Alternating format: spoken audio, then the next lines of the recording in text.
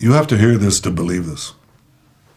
The International Criminal Court in The Hague is contemplating issuing arrest warrants against senior Israeli government and military officials as war criminals. This would be an outrage of historic proportions. International bodies like the ICC arose in the wake of the Holocaust committed against the Jewish people. They were set up to prevent such horrors, to prevent future genocides. Yet now, the International Court is trying to put Israel in the dock. It's trying to put us in the dock as we defend ourselves against genocidal terrorists and regimes, Iran of course, that openly works to destroy the one and only Jewish state. Branding Israel's leaders and soldiers as war criminals will pour jet fuel on the fires of anti-Semitism, those fires that are already raging on the campuses of America and across capitals around the world.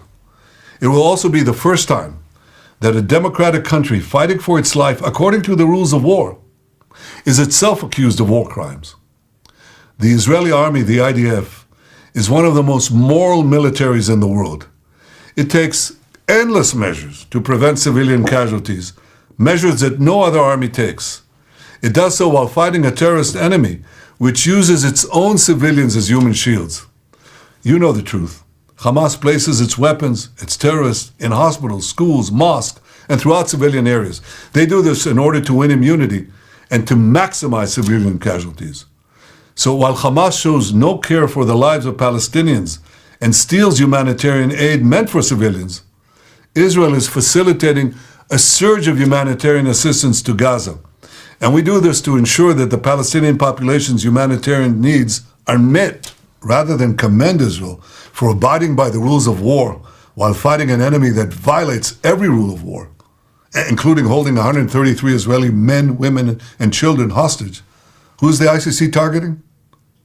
The democracy called Israel. And in targeting Israel, the ICC would be targeting all democracies because it would be undermining their inherent right to defend themselves against savage terrorism and wanton aggression. Clearly, this threat by the ICC is not an attempt to enforce the law.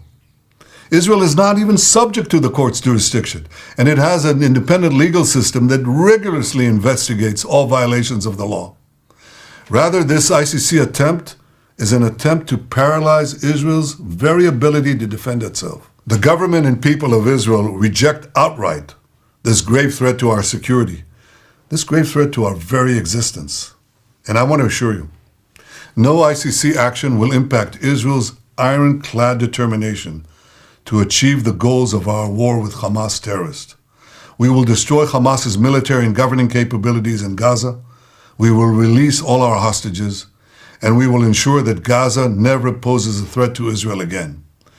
Israel expects the leaders of the free world to stand firmly against the ICC outrageous assault on Israel's inherent right of self-defense. We expect them to use all the means at their disposal to stop this dangerous move. 6 months after the terrible Hamas massacre of October 7th, 80 years after the horrors of the Holocaust, the Jewish state calls on decent people everywhere to reject this outrage by the ICC, to stand with Israel as we fight the barbarians of Hamas and Iran, and as we work to secure